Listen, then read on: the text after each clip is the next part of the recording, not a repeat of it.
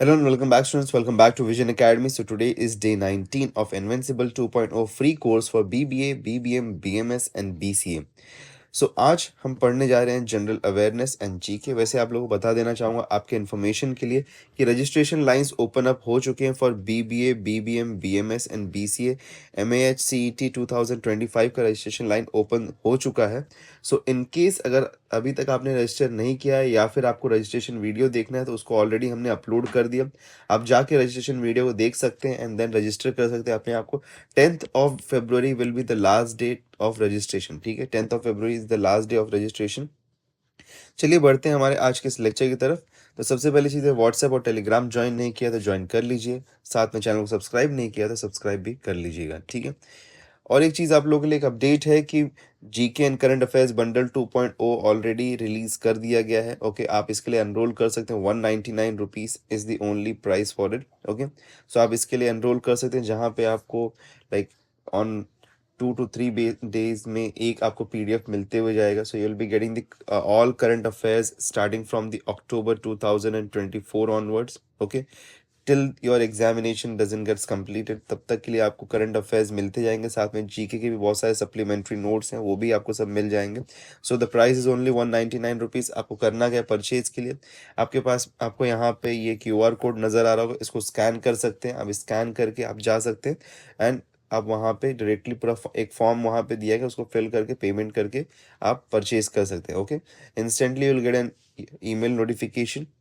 कोई भी Google form भरने की ज़रूरत नहीं है। There is no requirement for filling out any Google form. पहले था, okay, in the last video जो हमने बताया था, इन द रिलीज वीडियो हमने बताया था गूगल फॉर्म भरने की ज़रूरत, but we have change the system. So यहाँ पे आपको गूगल फॉर्म वगैरह भरने की भी ज़रूरत नहीं। Just scan this code, okay, या फिर ये लिंक पे आप चले जाइए, यहाँ पे जाके आप परचेज कर सकते हैं। ओके, परचेज करने के लिए जाएंगे तो कुछ इस तरीके का स्क्रीन आपको नजर आएगा। Simply just fill out this form. Okay, fill कर दीजिए और यहाँ पे पे क्लिक करिए, do the payment and you will instantly receive a email notification, okay, saying that your payment has been successfully received. उसके बाद में you will also receive WhatsApp notification, जहाँ पे आपको पीडीएफ्स मिलना फिर शुरू हो जाएंगे। Okay, so that's all about the GK bundle 2.0। If you interested enough, if you're interested, so definitely do go ahead and purchase it now and onwards only। Okay, तो first question जो कि आज के दिन के लिए हमारा है, and into the series it's in 101 question। So who is the first Indian cricketer to make a triple century in test cricket? तो टेस्ट क्रिकेट में फर्स्ट इंडियन क्रिकेटर कौन है जिसने ट्रिपल सेंचुरी बनाया है from India? Okay, Sachin Tendulkar, Virender Sehwag, Rahul Dravid और Sunil Gavaskar. The right answer to this is option B. Okay, जो भी लोग क्रिकेट को जानते हैं वो जानते होंगे कि the only triple century made by, okay, the first cricketer to make up a triple century is Virender Sehwag and he is the only Indian cricketer to make it twice. Okay, 2 बार ट्रिपल सेंचुरी बनाने वाले the only Indian cricketer है वीरेंद्र सहवाग। तो चलिए कुछ और भी चीज़ों को हम यहाँ पे जान लेते हैं। Okay, let's know something more about it. So Virendra Sehwag was the only first Indian cricketer. Okay, he is the only first Indian cricketer जिन्होंने ट्रिपल सेंचुरी ट्वाइस बनाया इन द टेस्ट क्रिकेट। पहला कब बनाया? पहला इन्होंने बनाया था 2009 में, 2004 में। ओके, सो 309 रन का इनिंग था ये टोटल। पाकिस्तान के अगेंस्ट खेल रहे थे मुल्तान में। ओके, सेकंड था 319 रन का inning against South Africa in Chennai 2008। Okay, उसके बाद में जो सेकेंड इंडियन क्रिकेटर है, ओके, सेकेंड इंडियन क्रिकेटर जिन्होंने ट्रिपल सेंचुरी बनाया, that is Karun Nair. Okay, so he is the second Indian cricketer after Virender Sehwag to score a triple century in the test cricket. So in 2016 against England in Chennai Test, he scored 303 and being a not out. Okay, so he was not out, scoring a 303. Moving on to the next question, who is the writer of Abhigyan Shakuntalam? Okay, so who is the writer of Abhigyan Shakuntalam? The right answer to this will be, okay, क्या हो सकता है यहाँ पे right answer? Kalidas, Surdas, Banabhatta या तुलसीदास? इसका right answer है यहाँ पे option A, Kalidas. Okay, so Kalidas is the right answer for this question. Moving ahead to the next one, Baghdad is located on the bank of, so Baghdad is located on the bank of which river? ये हमको बताना है। Vistula, Tigris, Euphrates, none of these. The right answer this is option B. It's located on the river bank of Tigris. Okay. Next question. Which is the capital of Afghanistan? So Afghanistan, that is one of our neighboring countries. So uska capital क्या है? हेरत, कंधार, काबुल या Multan? Right answer to this will be option C, Kabul. Okay, so Kabul is the capital of Afghanistan. Okay, so there's a question for you. Let me know.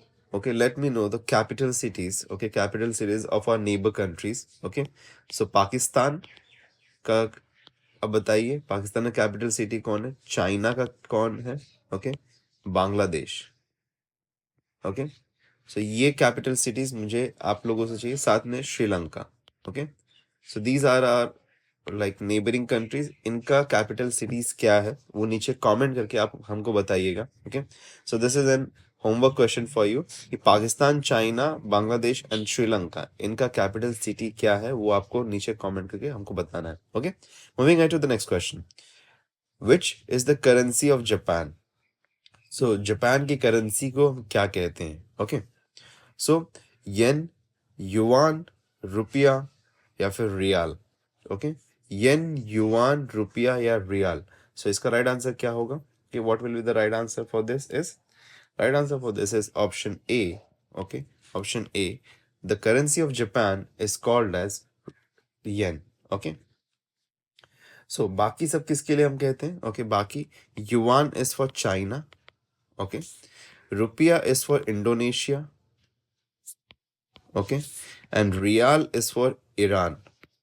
Okay, so the countries, okay, yuan जो है that is in used in China, उनका currency को हम yuan कहते हैं. Indonesian currency को रुपया कहते हैं, रुपया कहते हैं या फिर हम. Okay, and rial is from Iran. Moving on to the next question. Find the most suitable answer.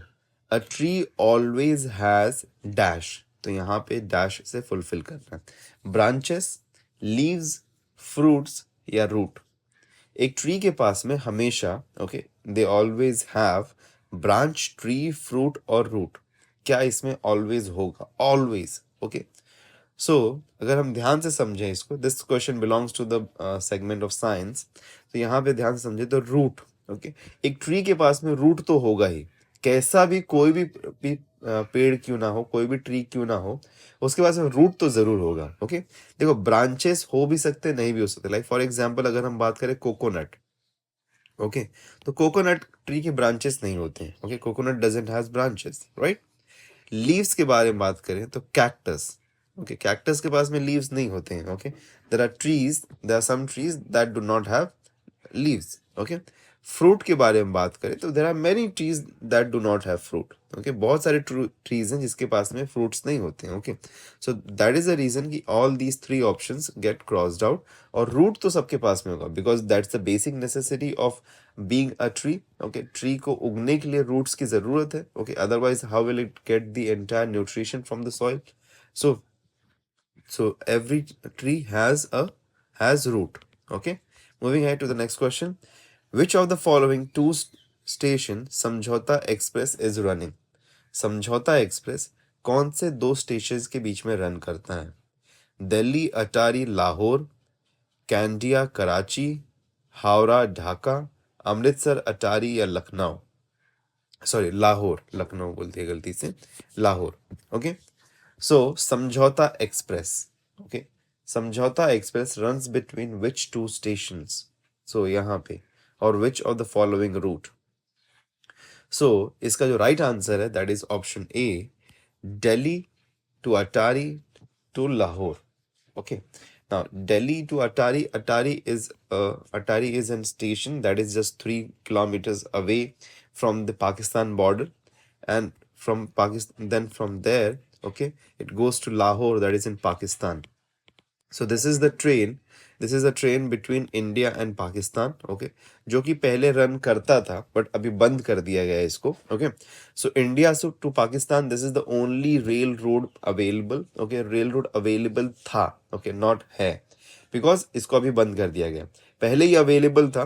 Okay, so train start होती थी दिल्ली से, तो जाती थी ये अटारी तक। Okay, Attari was just 3 kilometres away from the Pakistan border. तो वहाँ पे इमिग्रेशन चेक्स होते थे पूरी तरीके से, अच्छी तरीके से।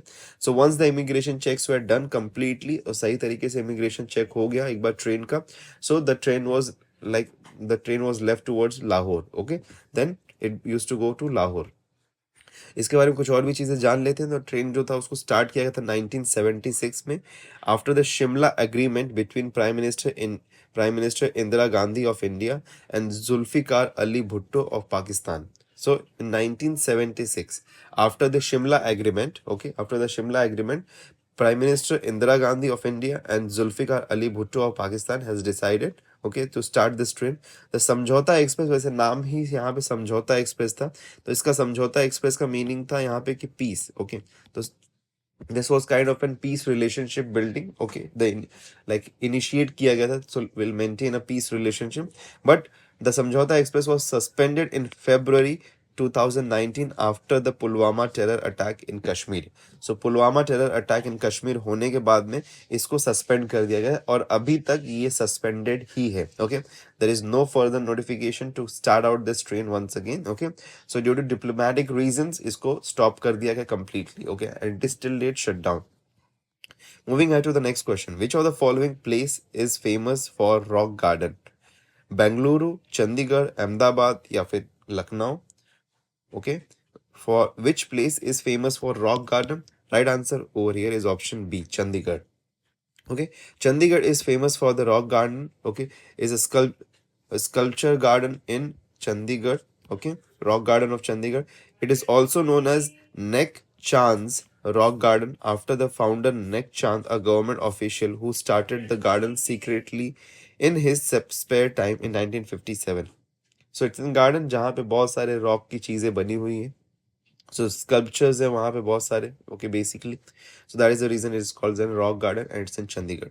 Moving on to the next question. How many languages are used on a 10 rupee note? So 10 rupee note में कितने languages को use किया जाता है? Okay, how many languages are used? 2, 7, 10 या 15? सो अगर आप एक 10 रुपी नोट को फ्लिप करके पीछे साइड में देखेंगे, तो देर आर मल्टीपल लैंग्वेजेस जो कि वहाँ पे साइड में 10 रुपए या फिर 10 रुपीज़ को दर्शाने के लिए लिखा जाता है. So the total count that is of 15. जैसे कि आप यहाँ पे देख सकते हैं. ओके, अगर आप ध्यान से देखेंगे तो यहाँ पे हमारे पास में, okay, over here we have got a total of 15 languages. 1, 2, 3, 4, 5, 6, 7, 8, 9, 10, 11, 12, 13, 14, 15. So there are 15 languages. Okay. Moving on to the next question. The state emblem of India has been adopted from state emblem. What is the Indian state emblem? Okay. So Ashokan pillar. Okay. जो हमारे पास में जो lion का face है emblem. Okay. So that is the state emblem. तो state emblem जो है उसको कहाँ से adopt किया है? Palace of Chandragupta Maurya at Patna, Ashokan pillar at Allahabad, Ashokan pillar at Delhi, lion capital of Ashoka at Sarnath.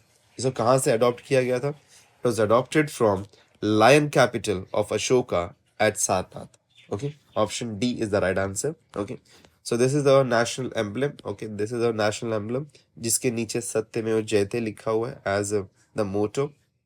Okay, the state emblem of India is based on the lion capital of Ashoka, an ancient sculpture that was originally erected at Sarnath, Varanasi. Sarnath is in Varanasi, okay, that is in Uttar Pradesh. The government of India adopted the emblem on January 26, 1950. Okay, the date is very important. इसको भी आप लोग याद रखिएगा. January 26, 1950. The first republic day of India, उसी दिन इसको adopt किया गया था. Okay, moving on to the next question. How many spokes are in the national flag? Okay, so national flag में हमारे पास में जो बीच में अशोका चक्र होता है उसके अंदर कितने स्पोक्स होते हैं? Now this is a question जो कि सबको पता होना चाहिए, कहीं ना कहीं स्कूल में कभी ना कहीं पढ़ा होगा या ड्रॉ किया होगा. तो ये बहुत ही इजी क्वेश्चन है, बहुत ही ज्यादा इजी क्वेश्चन है. The right answer to that will be option A, 24. Okay, if at all you do not know it, so that's really bad to know, but सबको पता ही होना चाहिए था ये चीज़. ओके, दिस इज आवर ना, यहाँ पे अशोका चक्र है. तो अगर हम देखें this is in straight order, this is in straight order. ठीक है, तो ये चार तो यहीं बन जाते हैं, और सबके बीच में अगर हम देखें तो 1, 2 3 4 and 5. दैट मीन्स कि 5 इधर पे, 5 इधर पे, 5 इधर पे, 5 इधर पे, 20 21 22 23 24. So total we have got 24 spokes in the Ashoka Chakra, जो कि हमारे नेशनल फ्लैग के सेंटर में होता है. Okay, moving at to the next one. The national anthem of India was adopted by constituent assembly on. Okay, national anthem को कब adopt किया गया था बाय द कॉन्स्टिट्यूएंट असेंबली? 26 जनवरी 1950, 15 अगस्त 1947, 24 जनवरी 1950 या फिर 26 नवंबर 1949. राइट आंसर जो है इसका दैट इज ऑप्शन सी, 24 जनवरी 1950 को इसको अडॉप्ट किया गया था. Okay, so the national anthem of India that is the Jana Gana मन वाज अडॉप्टेड ऑन 24 जनवरी 1950. Okay, something more about it. So the song Jana Gan Man composed originally in Bangla. So originally it was in Bangla language, okay, by Rabindranath Tagore, was adopted in its Hindi version. Okay, so Bangla को Hindi version में convert किया गया था, and it was adopted by the Constituent Assembly as the national anthem on January 24, 1950. Okay, moving ahead to the next question. Okay, let's have a look at to the next question. The national calendar. Okay, national calendar. Okay, national calendar was adopted on which date? So national calendar को कभी adopt किया गया था? 26 January 1950, 26 November 1949, 15 August 1947 या फिर 22 March 1957. इसका जो right answer है that is option D, 22 March 1957. चलिए जान लेते हैं इसके बारे में भी. The national calendar based on the Shaka era. Okay, based on the Shaka era, जहाँ पे Chaitra, okay, Chaitra is the first month. Okay, Chaitra Vaishakh आप लोगों ने पढ़ा ही होगा. Okay, that is the Indian calendar. So जहाँ पे Chaitra is the first month and the normal year is of 365 days, was adopted from 22 March 1957 along with the Gregorian calendar. ठीक है, ग्रेगोरियन कैलेंडर के साथ में शाक एरा पे बेस्ड इंडियन कैलेंडर को अडॉप्ट किया गया था on 22 March 1957. Next question. The national song was composed bye. National song, national song क्या है वैसे? नेशनल सॉन्ग हमारा है वंदे मातरम. ओके, तो वंदे मातरम को कंपोज किसने किया था? Who composed Vande Mataram? बहुत ही छोटा बेसिक लेवल का ये एक एंट्री लेवल का जी के क्वेश्चन है, ये सबको पता होना चाहिए. Okay, so who compose the national language? Rabindranath Tagore, Maithili Sharan Gupt, Bankim Chandra Chatterjee या फिर रामधारी सिंह दिनकर. राइट आंसर जो इसका है और that is option C, Bankim Chandra Chatterjee. Okay, moving to the next one. Which is the national flower of India? National flower of India. Okay, which is the national flower? Rose, lotus, lily या jasmine? Right answer to that is option B, lotus. Okay, very simple and easy question. ठीक है, very easy question. Moving ahead to the next one. The national animal of India is. India का national animal कौन है? Lion, elephant, tiger या rhinoceros? Right answer जो इसका है that is option C, tiger. Tiger is the national animal of India. Okay, so the national animal of India is Royal Bengal tiger. ठीक है, तो Royal Bengal tiger जो है that is the national animal. It was adopted as a national animal in April 1973. Okay, moving on to the next one. The national calendar begins on. अब यही question अभी थोड़े time पहले हमने किया था. बिगिन कब होता है ये? It starts with the month of Chaitra. Okay, so Chaitra से ये स्टार्ट होता है. Okay, moving on to the next question. The national tree of India. National tree of India कौन है? Okay, which tree is considered as a national tree of India? People, banyan, साल या नीम? इसका right answer है banyan. Okay, banyan का tree जो होता है, okay, this is how it looks. आप लोगों ने देखा ही होगा, मोस्टली मंदिर वगैरह में कहीं ना कहीं आप लोगों ने देखा ही होगा banyan tree. So the national tree of India is the Indian banyan. That उसका जो like name है, English name, that is Ficus bengalensis.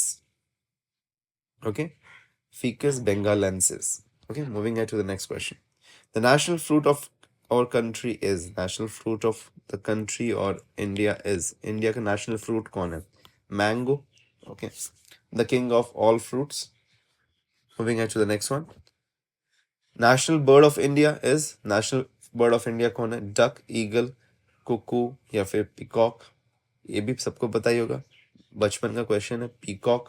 Okay, सबने पढ़ा ही होगा, सीनियर जूनियर केजी में सब पढ़ते हुए आए हैं हम यहाँ पे. विच of the following is the national sports of India? National sports of India कौन है? फुटबॉल, क्रिकेट, कबड्डी या hockey?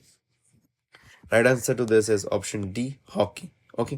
Now there's one thing to be remembered for this is that कि इंडिया का on the official records, ठीक है, official records में अगर हम बात करें तो ऑफिशियल रिकॉर्ड्स में देर इज नो, कोई भी यहाँ पे कोई नेशनल स्पोर्ट नहीं, there is no national sport. Okay, so India के पास में कोई नेशनल स्पोर्ट है ही नहीं. Okay, there is no national sport on the official records of India. Okay, but hockey is considered. ठीक है, हॉकी को कंसीडर करते हैं बहुत सारी जगहों पे. If the question comes in तो आप हॉकी को टिक मार्क करेंगे बिकॉज कंसिडरेशन हॉकी को किया जाता है. But on to the official records अगर हम बात करेंगे तो इंडिया के पास में कोई भी ऑफिशियली नेशनल गेम या नेशनल स्पोर्ट्स है नहीं. कभी हॉकी को, कभी कबड्डी को ऐसे यहाँ पे रेफर किया जाता है. But over in all, okay, on a general term basis consideration पे अगर हम बात करें तो हॉकी कंसिडरेशन पे है कि हाँ, हमेशा हम पढ़ते हुए भी आए हैं और बहुत सारी जगहों पे क्वेश्चन जब पूछा जाता है तो हॉकी को ही हमको टिक मार्क करना होता है. Okay, moving ahead to the next question. India won the first Olympic hockey gold at Amsterdam in which year? तो इंडिया ने first hockey olympic gold medal कब जीता था? 1932, 1928, 1936 या फिर 1948? Right answer to this question is 1928. India ने first hockey gold medal जीता था in 1928 in Amsterdam. Okay, knowing something more about it, Indian hockey men's team gold medal जीता था in Amsterdam 1928. The hockey team scored 29 goals without reply. 29 goals. Okay, 29 goals उन्होंने किया था और उसके against में एक भी गोल अपोजिशन टीम नहीं कर पाई थी. एक भी गोल नहीं कर पाई थी. Okay, you can think how strong the team played in those times. And in 5 matches to win its first Olympic gold medal, the wizard Dhyan Chand scored 14 goals. Okay, Dhyan Chand, okay, Major Dhyan Chand. Okay, so Major Dhyan Chand ने अकेले 14 goals किए थे, जिसमें से उन्होंने एक hat trick भी लिया था in the finals against Netherlands. Okay, he took an hat trick. Okay, he took an hat trick goal in the finals against Netherlands. This was the India's first medal for Olympics. Okay, moving on to the next question. The first man to land on moon was, ये भी question पता ही होगा answer इसका.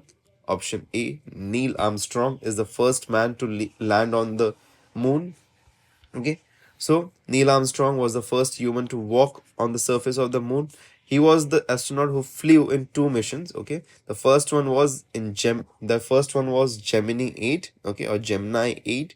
The second one was Apollo 11, the famous mission जो कि humans को moon पे लेके गया. Okay, moving ahead to the next question. First woman in the world to go in space. Okay, first woman of the world to go in space. Dr. Sally K. Wright, Anon Shea Ansari, Mary Collins, Valentina Tereshkova. Okay, so these some names maybe कुछ गलत pronunciation हो गया होगा because these are not the native English names. Okay, but the right answer over here is option D, Valentina Tereshkova.